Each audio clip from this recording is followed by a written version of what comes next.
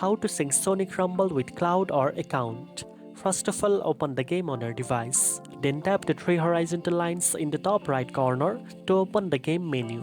Then select Settings. In the Settings menu, look for the Connect Account option and tap the Change button. Next, you will see the Google Play account option. Tap the Google Play button next to it and your account will be successfully linked. Once linked, your game progress, unlocked characters, items and rewards will be saved to the cloud, allowing you to access your data across multiple devices. Make sure to always link your account before uninstalling or switching devices to avoid losing progress. This also ensures that any future updates or new features you unlock will automatically sync with your account, keeping your game experience seamless. Now you know how to sync Sonic Rumble with your cloud or account.